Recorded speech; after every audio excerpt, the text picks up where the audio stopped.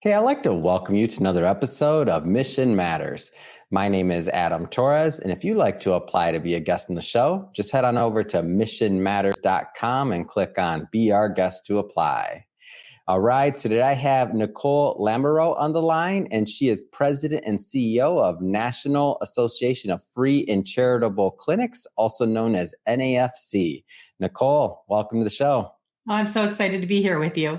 Oh, Nicole, I'm excited to have you here. I mean, hot topic, the future of healthcare and really health equity. A lot going on, obviously, since the pandemic and otherwise. And I know a lot of great work that your organization was doing prior as well. So we'll get into that. But before we do, we'll start this episode the way that we start them all with our Mission Matters Minute. So Nicole, we at Mission Matters, we amplify stories for entrepreneurs, executives, and experts. That's our mission. Nicole, what mission matters to you? The mission that matters to me is that the National Association of Free and Charitable Clinics works to ensure that the medically underserved have access to quality healthcare. And that's what matters to me. Awesome. Love bringing mission-based individuals on the line to share why they do what they do and how they're doing it and what we can all learn and gain from that to also help in our missions along the way. So awesome having you on. I guess just to get this kicked off, how did you get started in business and working with organizations in general? Like what led you to the NAFC? Sure. Well, it's a fun story. When I was growing up in New London, Connecticut, in second grade, they asked what I wanted to be when I grew up. And I drew a picture of myself holding a flag in front of the White House. And I guess I thought I was going to be the president of the United States. I always knew I wanted to move from Connecticut to Washington, D.C. I had an interest from a young child into politics. And my dad always said to find something you're good at and find someone to pay you for it. And I'm really only good at talking. That's all I'm very good at. So I graduated from a Catholic university and I started in the association world. So I've worked for the National Association of Home Builders, and then I worked for the American Horse Council. I love to say that I can't build a house and horses don't like me. And one day I woke up and I just felt that I needed to do something more in this world. I've always been brought up that my role is to make this world a little bit better than how I found it. And at the same time, while that was happening, I was diagnosed with breast cancer and I was 33 years old. And I had to clear out my 401k to actually get the healthcare I needed. And I was wondering, what do people who don't have health insurance do? I had health insurance at the time, great health insurance. And at that time, I started finding free and charitable clinics across the United States of America. And we coalesced together to build an organization. We started with 75 members, and now we're at 1,400 organizations across the United States of America. So it's really been a passion project for me. We'll go further into NAFC, but I want to stick a little bit further in your past for a little longer. Sure. So what I've noticed is obviously we all have different experiences, different careers, different things that we do. You mentioned a couple of them that you've been through, and then which ultimately led you to NAFC. But sticking to that kind of point in time in your life where maybe you're transitioning from either one career or one opportunity to another. I ask this because, as we're recording this in 2022, a lot of people that have either been displaced or are changing careers or looking for new opportunities. And, it's not always the easiest thing, regardless of age or tenure or anything like that. Just in general, change can be a little bit different, a little bit tricky, especially going from one industry to another. Like, what is your advice to those that are in the middle of, let's just say, pivoting or just going through from one experience to another like that? Like, because I feel like there's a lot of people out there like that right now. Absolutely. I think that pivot, we always say it in the free clinic world, we're always like, we never want to hear that word pivot again, but it's perfect for where we are. I think as I was moving from the home builders, which was a place where I thought I was going to have my whole career, I had worked up to 3 or 4 positions there and then realized I wanted another opportunity. What I did from those 2 stable markets, because that's where we were at that point in time, was I really made a list of things that I was interested in, not just my passion, but what skills did I want to grow in myself. And I found that I really wanted to learn how to organize an organization. So for me, I realized after writing down my pros and cons and all of the things I needed to do, I found that one word, organization, was my word. So then when I transferred from the Horse Council to the free clinics, I think that what really drove me then as I grew and I became older was how was I going to make a difference? So I think as you're making this transition, always understand, and I would say understand your finances, because 49-year-old Nicole is very different than 33-year-old Nicole, who didn't think to look at finances of an organization at that point in time. Know your finances, know what you need, but also really take that time to know who you are. And if you don't know who you are, what do you want to know about yourself?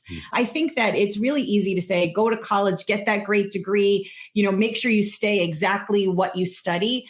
I would say find something that you love. Now, I'm not going to be one of those people that's going to tell you that even if you find your passion, it's going to be joy every single day. That's not work. Work is hard work. But if you can find something that speaks to you or speaks to a community that you're related to, try to find those inroads. Go to the library. I spent a lot of time at the library reading books. Now there's the computer. So you can find different things, take different tests, interview different people. It'd be odd. People call me on the phone to pick my brain, and I love to talk to you. So if someone on this call, after they hear this from me and they want to learn more about associations, call me. I'll take your call and talk to you for a little while. That's great. It's great. And as you're saying this, and I'm thinking about myself too, and just thinking about I thought, my last career, I thought I'm going to be a financial advisor forever. If you would have ever thought I'd be changing or building a company or even being an entrepreneur, none of that was on my roadmap or my quote unquote plans, right? We all think we have plans. And the only thing I'll add to what you said is sometimes we put a lot of pressure on ourselves thinking that we have to have everything figured out. I don't care if you're 20, 30, 40, 50, whatever, we're all figuring certain things out, and there's going to be external factors that happen, systemic things that happen that we don't have control over. And maybe take a little bit of pressure off yourself, give yourself a little bit of a break there and just understand that we're all trying to get through this together. Absolutely. Give yourself that grace to understand that, I didn't know how to, even though I run in a nonprofit association, it truly was building up from the ground up. There was no structure. There was anything. I didn't know those things. And I just had to finally say, but you can learn them. Yeah. And I think and trust yourself. I think people should learn how to trust themselves on top of giving grace to themselves. Deep down, what you can do and what you're capable of. Fantastic. So switching topics here, let's go further into today's topic. So the future of healthcare and health equity. Maybe let's just paint the picture of what this looks like overall, because I don't want to assume that everybody watching kind of knows what's going on in healthcare. Like many people, when I graduated college, I had a job, I had healthcare. Healthcare to me was basically, as a young man, no family, no kids, was basically checking a box to see what plan I wanted, right? That was it. I've never really been sick. So I feel like a lot of times if somebody's not really been sick or had a big issue come up in their life for whatever reason, they're not even aware of these issues. You hear it in the news, you see the buzz lines, you see the titles, but even yourself, I could be wrong on this, but maybe until you had that big scare, maybe you didn't know quite how that all worked. Can you maybe just start by giving us a little bit of view of the whole overall healthcare landscape from the equity standpoint and what people should know? Sure. Well, it's so funny you say that about even myself. I will tell you my first job out of college, I called my mom and dad to help me figure out my health insurance. No, I didn't know. And now I'm helping my mom and dad sign up for Medicare. And so you come full the circle of life. Exactly.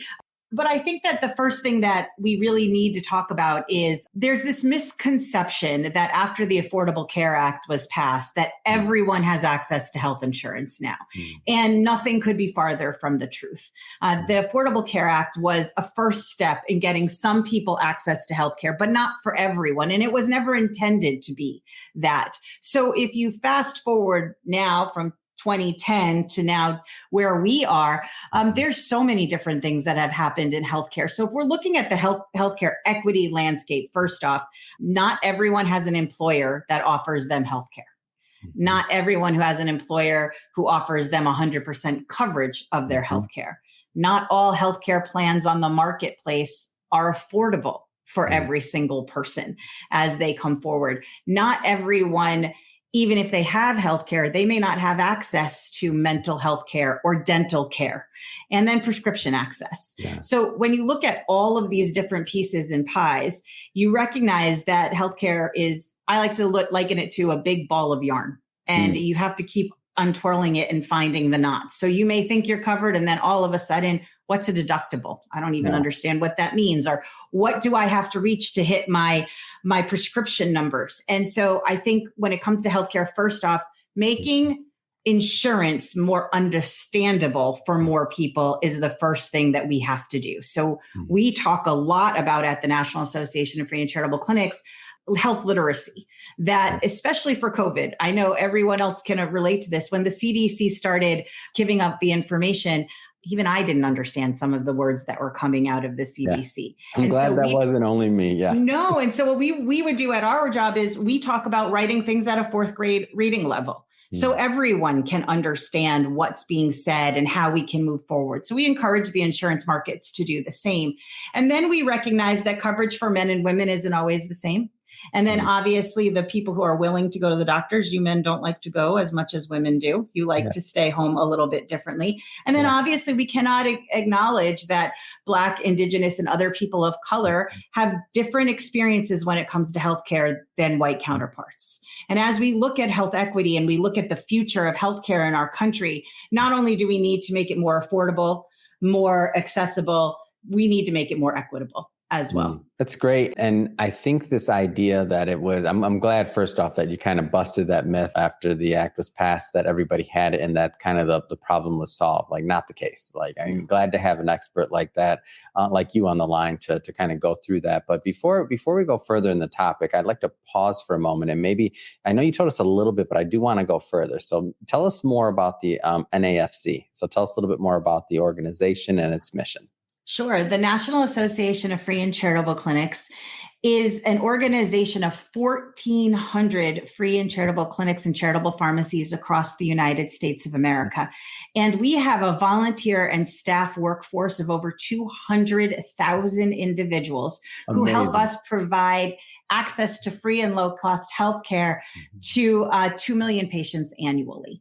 And that is done also with about 7.6 million patient visits as we're looking at that. So also, I think the one thing that people get stuck on is we do all of this with no federal support at the national organization. Oh, wow. So no taxpayer dollars come to the national organization at all. And then for our clinics on the ground, very little to no state or federal money go to those clinics. We are funded through private-public partnerships. We are funded through donations, foundations, grants, and then wonderful individuals that if they can't give back their time, they donate to our cause.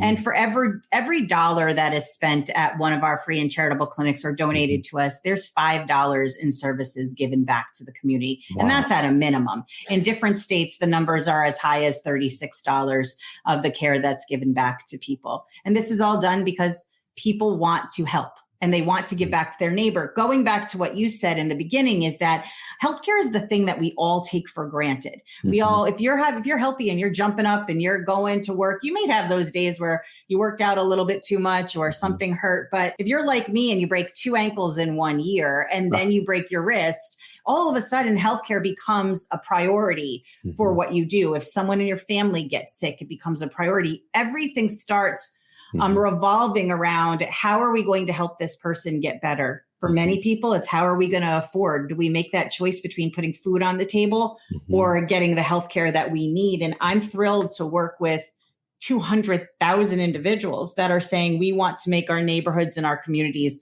healthier as we work towards a more equitable country.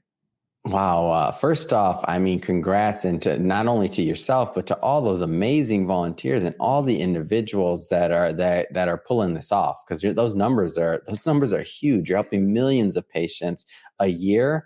And the amount of volunteers, the amount of, capital, obviously, that it takes to pull that off. I mean, what a tremendous effort, number one.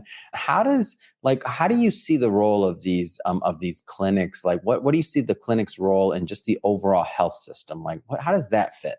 I think the easiest way to explain that is we know at a minimum, we save the federal government $2.8 billion in costs because we divert people from the emergency room to going to clinics for care. And that's just taking the most basic number of what an ER cost is, timesing it by our 2 million patients. And we know that those patients, if you ask them, where would you go for healthcare?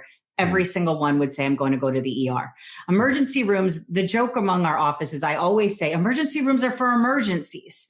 We really need to recognize that free and charitable clinics across the country are a critical part of America's safety net, that we are saving hospital systems, saving the government money, but we are also helping the economy, because by allowing free and charitable clinics to continue the work that they're doing, we are making more and more people healthy. And I can point directly to this, Adam, for you, is that during COVID, how many of us utilized people to drive our groceries to our home or to bring us our food? Those are our patients. And if we weren't here, those people wouldn't be able to help you get through what COVID was to all of us. Wow. It's an amazing story. How do you, I have to ask this, like, how do you go from, how do you grow an organization like this? Obviously a lot of special people that are involved, but like, how does that happen? Sure. So when I first started here with the National Association of Free and Charitable Clinics there in 2007, there was a law that was going through that was going to say that free and charitable clinics couldn't use sample drugs to give out to their patients, their doctors. You'd always get that sample. And some very dedicated free and charitable clinic leaders came to Congress. And I don't think they understood that an open forum at Congress didn't mean they got to talk. They'd have to be called on. So they just went in and started talking. And I felt that and they won. They won. And so it started with just me. I was their first full-time executive director, $75,000 in the bank and 75 clinics. And really, it took a lot of hard work of recognizing, streamlining, building, just like anyone does as a startup.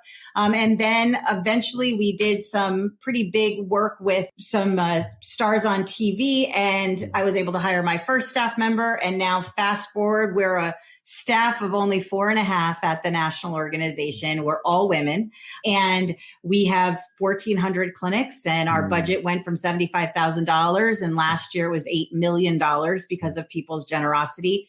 Out of that $8 million, 85% of it goes directly back to the programs in the communities. It doesn't stay with us. We are we're a charity that has a 4-star rating from GuideStar, and we are a platinum transparency rating organization. So how do you do that? We don't sleep a lot, I'll be honest.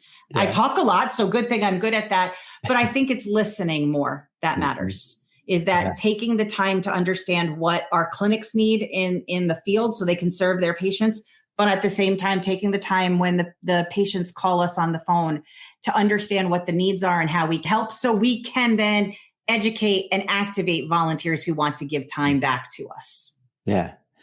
It's great. And the story is quite amazing. How do people, so I'm watching this, I'm sitting at home, I'm not asking the questions, and I'm thinking, this is a pretty remarkable story. Like, how do I bring this to my community? Like, how do people do that? Like, how does people get involved with this and they get clinics in their communities? Oh, this is great. Thank you so much. There are 2 ways you can get involved. If you would like to just volunteer at a local clinic in your community, you can visit NAFCclinics.org. There's a volunteer button, fill out a form, and we will connect you to a local clinic in your community, either virtually or in person. They may have opportunities for you. But if you'd like to build a clinic in your community and learn how to do that, we have a Volunteers in Medicine program, and we will walk you through how to start an actual clinic in your community as well. Information on that is also found at nafcclinics.org. Our Volunteers in Medicine program is really a way for people who want to give back to their communities but don't know how to start. And we help you figure out how to do that, how to build a clinic, how to find the partners that you need to on the ground. Yeah. Wow, it's an amazing model, and to be able to manage that many clinics and to manage that, like, it's a Herculean task, right? Like that's a big task. And what areas, like getting a little bit more technical, sure. What areas do you typically target with the clinics in general? Is it strictly by volunteer demand, or are you targeting maybe different areas? Like, how does that part of it work? Sure. I think that first off, when we're looking to build a clinic in a community, and again, these are all community based. So the communities come and figure this out themselves. So most of the time there is a needs assessment that is done in the community. Are there, how many hospitals are there? How many other free clinics? Are there federally qualified health centers? Why is there a need here? And once that's established, then we look at everything from how many non-medical volunteers are going to be needed. And then we need those doctors and nurses and everyone else to give their time. Now, that's when you're building a clinic from the ground up. If you are a person and you'd like to give back to your community, we connect you directly with that clinic and they can tell you whether they need you to be a greeter or if they need a doctor, if they need a nurse, because we have job descriptions and opportunities. And say you only have one day out of a month you'd like to give. You can't give all of your time. Many of our clinics have days where they will have the communities come in and help them paint, or during COVID, many clinics turned their parking lots into hotspots. So kids could come and do their homework there, and we needed someone to work that out. The beautiful part about free and charitable clinics is that we are the community's response to the healthcare needs in that particular area. So you're really going to find that clinics need people to help hand out food if people need access to food, if people need a haircut. I can't tell you how many clinics are helping people get a haircut or dress for success. I think that's a beautiful part of being a part of a larger group of people who collectively don't want to wait for someone else to make a change. They want to make a change. I think you answered this question, but I do want to ask you just to make sure I understood it right and to highlight it. So obviously these are clinics, but there are non-medical volunteer opportunities available. Absolutely. So just as much as we need doctors and nurses and lab techs, we need individuals to greet someone, to help them fill out any paperwork. We need people to help us. If you're a clinic and they need somebody to play with the children, to watch the children if they can, we have people that have to answer the phones, make photocopies for us. Then again, there's people who paint. And if you're an artist, for an example, and you don't really want to do anything, but you have all of this artwork you'd like to share, we'd love to hang it up in our clinics. We are very creative and flexible with the needs that we have in all of our communities. You don't have to be a doctor or a nurse to volunteer with us. We definitely need doctors and nurses, but we would like to welcome everyone to come and volunteer with us as well. Oh, what a great story. Well, Nicole, I just have to say, this has been great having you on the show to learn more about the National Association of Free and Charitable Clinics and your background, how you got into the industry as well, and how you've been, blessed and are continuing to be a blessing to others. That being said, what's next? What's next for you? What's next for the NAFC? I think the next big thing for the national organization is to continue our work in the front of health equity. It is important for, I would say, all organizations to truly take a hard look at who you are, what you're built on, and what you stand for, and to make the necessary changes that you do. For example, we know that pulse oximeters, those things that tell you how great you're breathing, do not work as well on Black patients as it does on white patients. We are going to commit to making sure we help our clinics have those pulse oxes that can make those channels, making sure we're keeping that eye on equity and health literacy and building in communities that need us across the country. Fantastic. And if people are watching this and they want to learn more and to get involved, what's the best way for them to do that? The best way to get involved, whether you'd like to volunteer or donate, is to visit www.nafcclinics.org. Fantastic. And we'll put all that information in the show notes so that our audience can just click on the link and head right on over and see what you're up to. And speaking of the audience, if this is your first time with Mission Matters or engaging with our platform, we're all about bringing on entrepreneurs, executives, and experts and having them share, why they do what they do, what their mission is, their heart behind it, and how they're making a difference in the marketplace and the world. If that is the type of content that sounds interesting or fun or engaging to you, we welcome you. Hit that subscribe button. We have many more mission-based individuals, just like Nicole, coming up on the line, and we don't want you to miss a thing. And Nicole, it has been so fun working with you, getting to know more about yourself, your background, and of course, National Association of Free and Charitable Clinics. So thrilled at the work you're doing and wishing you continued success. Thank you so much.